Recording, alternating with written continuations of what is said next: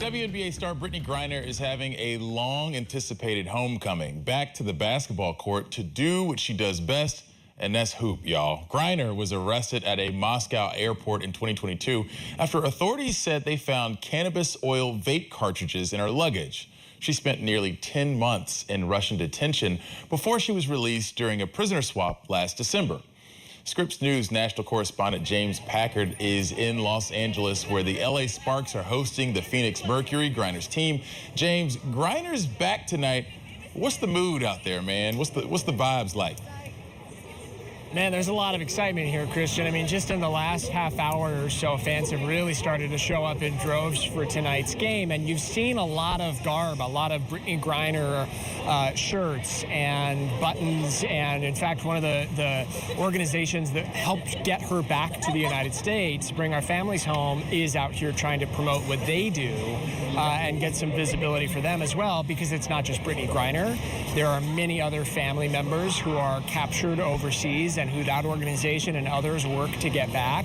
As far as the sports side of this, there are a lot of people watching to see how she starts that rehabilitation, if you will, back to the all-star player she was. It's not going to be overnight. She's not going to be playing tonight the way she played before her detention in 2022. It's going to take time, and her teammates are ready to be patient with that and support her all the way. But it's exciting just in and of itself, having her back on that court. I got to tell you that earlier today we watched the shoot-around, which is sort of just a warm-up, if you will, something we have access to as media in the morning before games. And she was there on the court shooting hoops and joking around with her teammates and seemed to be in really good spirits. It's an awesome thing to see. James, I know you're not a scout, but how did she look out there? Is it the old Griner? Is she back to it? Oh, yeah.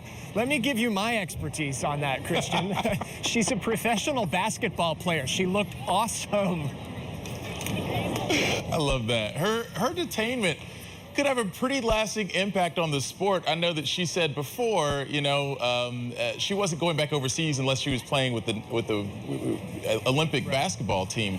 What's the discussion like tonight about how this league could look different as a result of Griner's experience?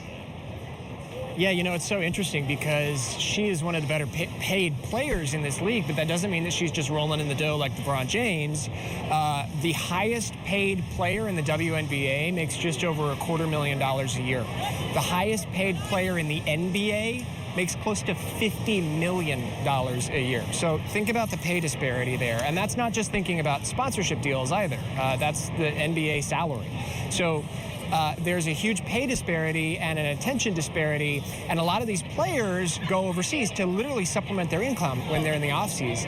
And now there's a lot of people who are more wary of that. Dozens of players did go overseas this last offseason, despite Griner's detainment. None of them went to Russia. But now there's going to be less interest in that, and there's some concern about how do you make sure that you sustain players financially and physically when they're in the offseason so that they're ready to jump back into the season when it returns in the summertime.